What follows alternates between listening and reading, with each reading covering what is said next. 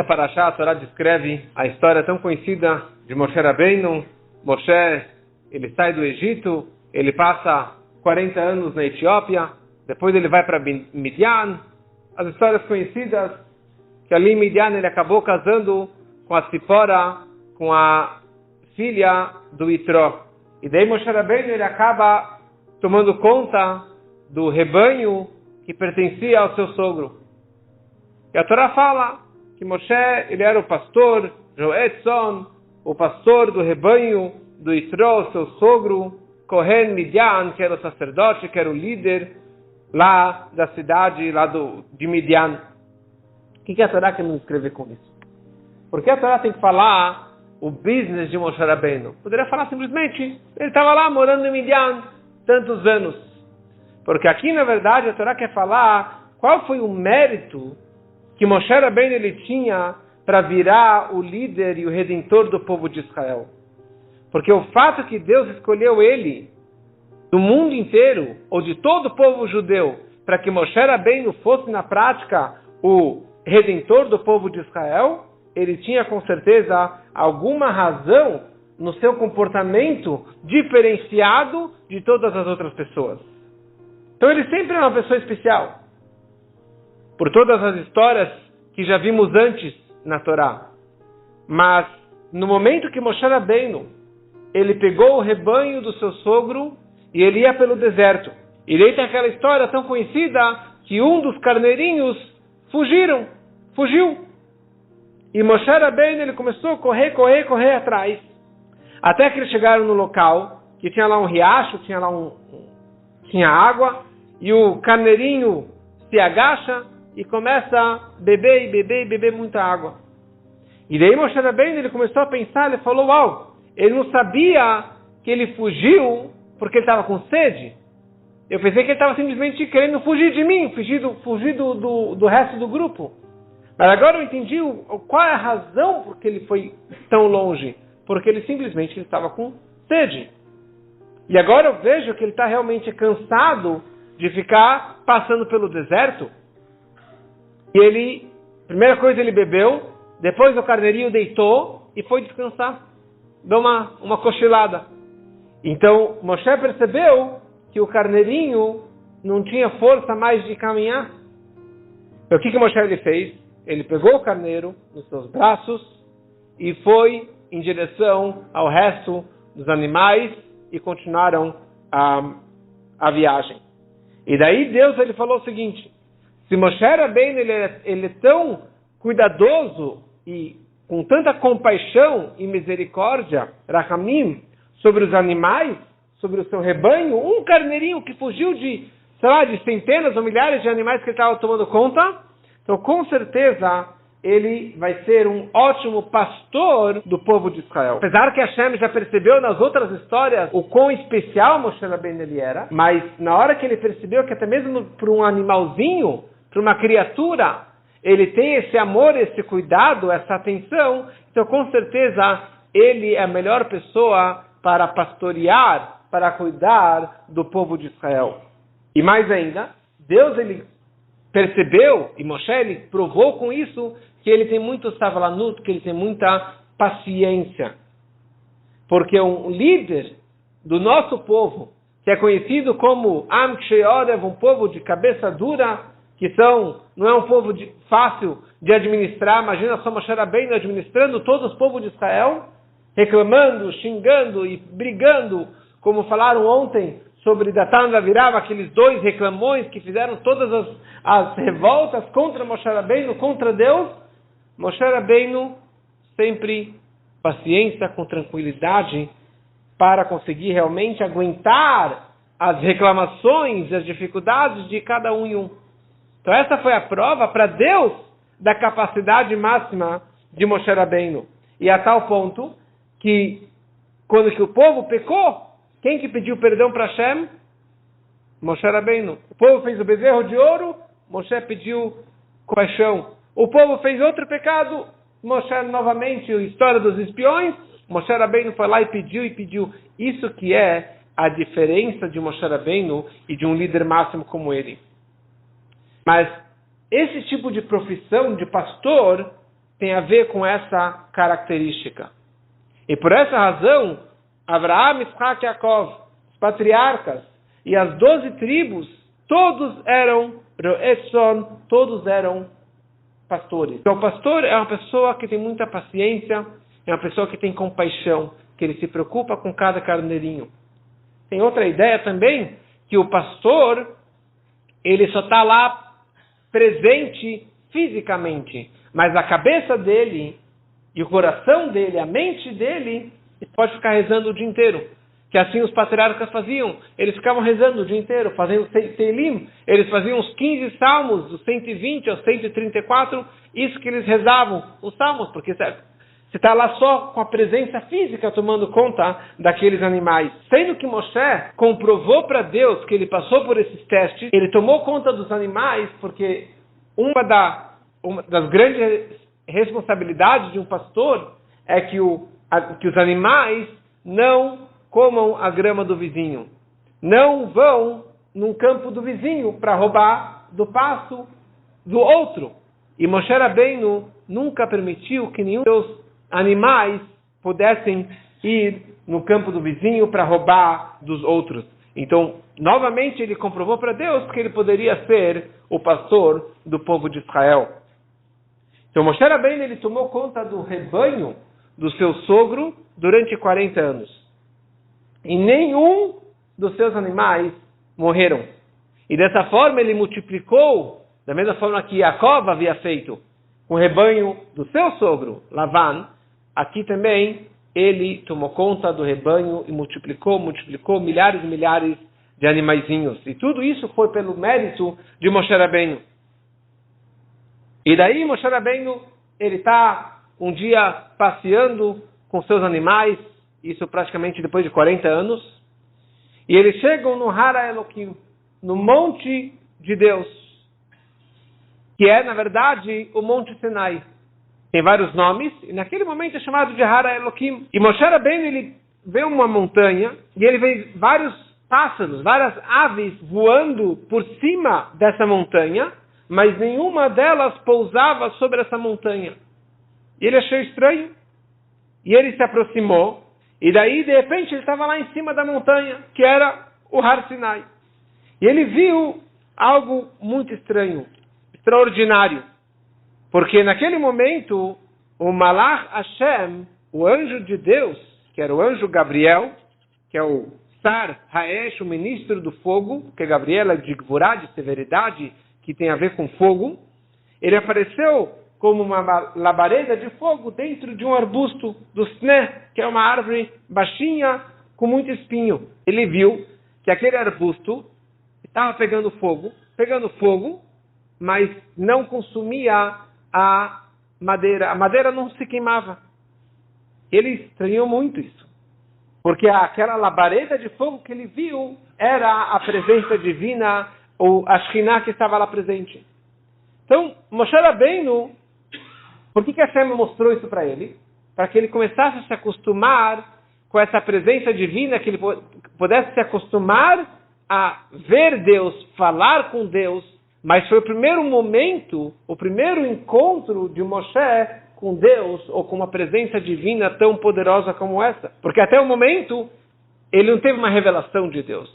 E agora foi o primeiro, para que ele começasse a se acostumar, para que ele tivesse essa coragem e não medo de se aproximar de Deus.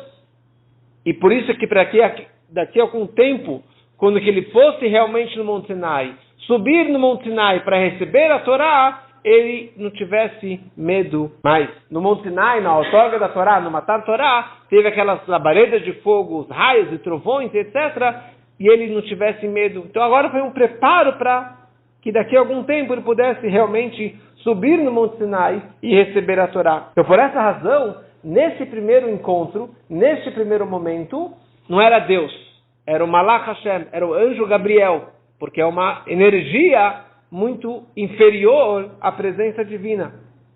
Outra razão, porque Moshe Rabbeinu ele estava com medo que talvez os egípcios iriam acabar com o povo de Israel lá no Egito durante a escravidão.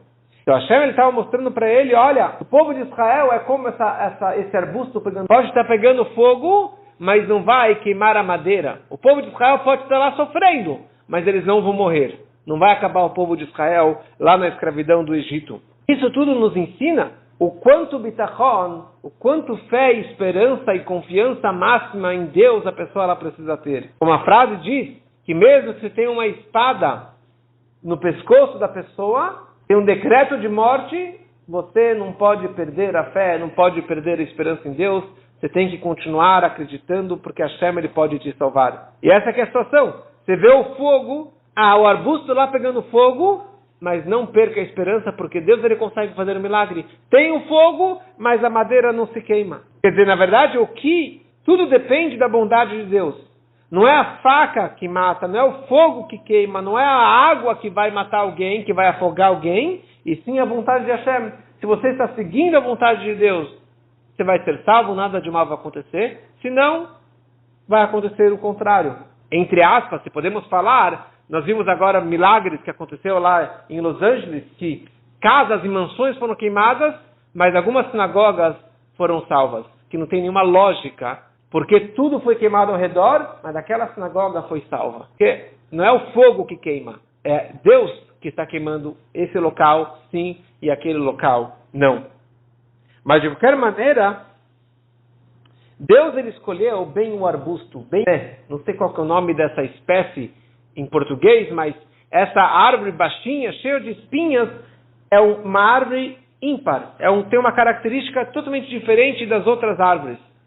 Porque Hashem ele estava querendo demonstrar para o povo, para Moshe Rabbeinu, e para que ele retransmitisse essa mensagem para o povo de Israel, Imo anochi batzara, eu estou sofrendo junto com vocês. Porque eu, Deus, estou me revelando dentro dessa árvore baixinha, cheia de espinhos. Porque eu também estou sendo pinicado. Eu também estou sofrendo. Não pensa que eu estou lá nos céus com conforto máximo e os judeus estão sofrendo no Egito? Não, olha só. A minha revelação para você é um lugar tão precário como esse. Um local tão cheio de espinhos, com fogo. Porque eu também estou sendo queimado. Eu também estou sendo pinicado por esses espinhos. Porque eu, Deus, estou sofrendo junto com os judeus. E essa que foi uma das respostas que Deus falou para Moshe. Eu estou junto com eles. Onde que Deus estava durante a escravidão? Eu estava lá junto com eles, sofrendo. E a prova é, aqui eu estou também sendo queimado e sendo pinicado. E essa árvore ela tem uma característica diferente. Que no momento que a pessoa ela coloca a mão dentro dessa árvore, desse arbusto, ou quando ela entra com o corpo, você não sente nada. Mas na hora que você vai sair, os espinhos penetram e machucam e arranham a pele da pessoa. Então, e assim que foi o galuto, é assim que é o nosso galuto também. Quando você entra no exílio, quando você entra em problemas, no começo você fala, tá gostoso, tá legal, não tá doendo, não tá machucando nada. Mas na hora que você quer sair, você está mergulhado naquela situação tão profunda, tão difícil, que você já não consegue mais sair de lá. E assim também aconteceu com os egípcios. No começo, quando os judeus chegaram, receberam eles com um sorriso, com mãos abertas, e deram do melhor para os judeus. E no começo, os egípcios não sentiram nenhum castigo, nada de mal. Mas aí eles apanharam. Eles viram tantas e tantas pragas recaindo sobre eles, e essa que é essa característica também desse arbusto. E mais uma representação desse sné, porque sné tem um valor numérico de 120. E isso Deus estava falando para Moshe Rabbeinu, Moshe, você vai ter também 120 anos de vida. Hasné vale 120. Isso aconteceu de tarde, numa tarde, na hora de Mincha. E Moshe Rabbeinu, ele sempre estava totalmente devoto para o seu trabalho e ele não parava para nada. Porque ele estava batendo o seu cartão, ele estava cumprindo as suas obrigações e ele nunca parava de trabalhar. E a tal ponto que ele viu um fogo lá em cima de uma montanha, falou, tá bom, tá tendo um incêndio, alguém botou fogo lá em cima, tudo bem, o que eu tenho a ver com isso? Então Moshe Rabbeinu, ele viu um arbusto pegando fogo. E ele achou algo muito estranho, Porque o fogo não estava dentro da árvore, do arbusto. O fogo só estava dos dois lados. Mas dentro da árvore, o arbusto estava lá intacto, não estava pegando fogo. Ele não estava realmente sendo queimado. Então ele entendeu que, na verdade, tem aqui um malach, tem um anjo, que era o anjo Gabriel, o anjo da Gevurá, do fogo, da severidade, que estava lá dentro daquele arbusto. Pensa que era o grande espanto de Moshe, porque realmente esse arbusto ele não está pegando fogo. Que história é essa? Então quando Hashem ele percebeu que Moshe ele se afastou do rebanho e se afastou dos outros pastores que estavam junto com ele para se aproximar deste local tão sagrado. Então Hashem ele vira para ele e falou a primeira vez, e falou para Moshe, Moshe. Ele falou Moshe, Moshe 2 vezes. Primeira vez que Hashem ele fala com ele. Primeira vez ele falou Moshe, tipo, para ele não se assustar, para ele não cair para trás. E depois ele falou mais uma vez para ele Moshe. Interessante que Hashem também já falou Avraham 2 vezes. Hashem também falou para Yaakov 2 vezes. Mas naqueles Avraham e Yaakov, a Torá escreve com um psik, com uma interrupção entre a primeira vez e a segunda vez. Que a revelação dos outros patriarcas e das outras tribos e dos outros profetas, nenhuma chega aos pés de Moshe Rabbeinu. Moshe é o maior de todos os profetas de todos os tempos. Porque essas 2 vezes que ele falou Moshe é sem nenhuma interrupção. E a partir daquele momento que Moshe teve esse contato e essa visão de Deus, ele recebeu a presença divina, ele recebeu a nevoá, a profecia, e até o fim da vida ele nunca perdeu a sua profecia. Diferente de todos os outros profetas, que altos e baixos, não era todo momento que ele tinha essa profecia, Moshe Rabbeinu ele nunca perdeu essa profecia. E daí, Deus ele vira para ele e fala aquela frase tão conhecida, Shal ne'alecha tire o sapato do seu pé, porque o local onde você está de pé é um local muito sagrado. É uma terra santa, é um local sagrado que é o Monte Sinai. Esse é o local que a Torá será otorgada, então você tem que tirar o sapato.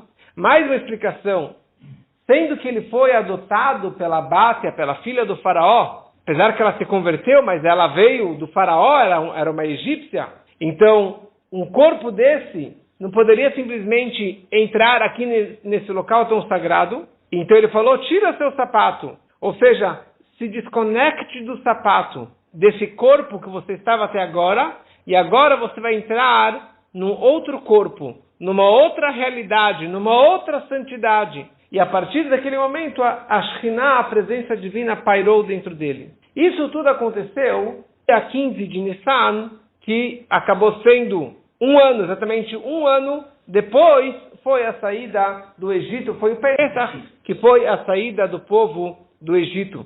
E essa conversa de Moshe com Deus, lá na sarça ardente, demorou 1 semana.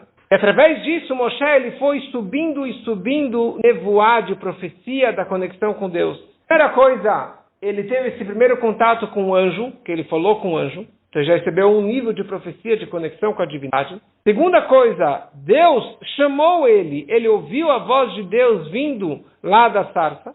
E a terceira, e o nível mais elevado, é que ele viu claramente Deus. Viu naquele momento numa visão que é chamada de Aspaklaria Hameira. É uma visão que brilha, como se fosse uma lupa, quer dizer, ele consegue realmente enxergar Deus. Obviamente que num nível espiritual, também está explicado bastante na Hassedut sobre isso, mas esse nível que é chamado de Aspaklaria Meira, nenhum outro profeta nunca chegou, nunca atingiu, nem no passado e nem no futuro, essa visão que Moshe Rabbeinu ele teve. E naquele momento, Moshe Rabbeinu, Histiret Panav, ele cobriu o seu rosto, porque ele ficou com medo de enxergar Deus. Ele está na frente de Deus, ele está vendo ou sentindo essa santidade máxima, então ele cobriu o seu rosto. Quer dizer, não bastava fechar os olhos, ele precisava fazer algum tipo de impedimento. Como que eu posso estar na frente da Shekhinah, da presença divina? E Deus, ele gostou muito disso. Deus, ele apreciou esse comportamento dele. E Hashem, ele falou, eu vim falar com você, e você cobriu o teu rosto? Parabéns. Mais para frente, daqui 1 ano e pouco, daqui 1 ano e meio quase, eu vou falar com você aqui durante 40 dias e 40 noites, sem comer, sem beber, sem dormir, e você vai estar aqui em cima recebendo a Torá. Então, quer dizer, graças a essa tua humildade, submissão a Deus, você vai merecer essa revelação máxima. E mais ainda, Moshe Rabbeinu, no final da outorga da Torá, ele sai com aquele brilho no rosto, que por isso que ele tinha aquele chamado de chifre, né, que de chifre de luz, que ele acabou tendo essa revelação máxima. E daí a conversa continua, Moshe Rabbeinu começa a falar, Mi Anochi, quem sou eu? Por que eu? Aliás, não foi o Senhor que prometeu que iria redimir o povo de Israel? Como que eu vou dar comida para eles no deserto se eles saírem do Egito? Eu sei que tem algumas semanas de viagem até chegar em Israel, mas da onde que eu vou ter tudo isso aqui para eles? E várias outras perguntas. O Senhor falou que seriam 400 anos e só passaram 210. E todas essas perguntas, Hashem ele responde para ele, Eheye Asher Eheye. O meu nome é Serei quem serei. Eu estou contigo. Quem vai tirar o povo de Israel não é você, sou eu, Deus. Você é o meu shliach, você é o meu mensageiro. Você está com medo? Não tenha medo. Está vendo esse arbusto que está pegando fogo, mas não está pegando fogo? É a mesma coisa o que vai acontecer com você. Você vai entrar lá no palácio do rei do Egito, da maior potência mundial, nada de mal vai acontecer com você, e nada de mal vai acontecer com o povo. Todos vão sair de lá, porque é o meu povo querido que eu quis salvar eles do Egito. E Eheye Hasher Eheye responde também a grande pergunta que Moshe falou, qual é o teu nome? A pergunta, Moshe fala para Deus, qual é o teu nome? Se os judeus perguntarem qual é o teu nome, o que eu falo para eles? Calma aí, que pergunta é essa, qual é o teu nome? Essa é a primeira pergunta que os judeus vão fazer para Moshe? A pergunta era, na verdade, cadê esse Deus que sumiu durante todos esses séculos que a gente estava aqui sofrendo no Egito? Qual é o nome? Qual é o nome desse Deus? Onde que ele estava? Então Hashem ele falou para ele, Eheye Asher Eheye, eu estou junto com vocês sofrendo neste arbusto, com o fogo, com os espinhos. Eu estava sofrendo, eu estou sofrendo, e eu vou continuar junto com vocês. E a partir de então, Moshe realmente recebeu essa revelação máxima, e ele foi então, depois de uma semana, ele aceitou a missão dele, e ele foi salvar o povo de Israel do Egito.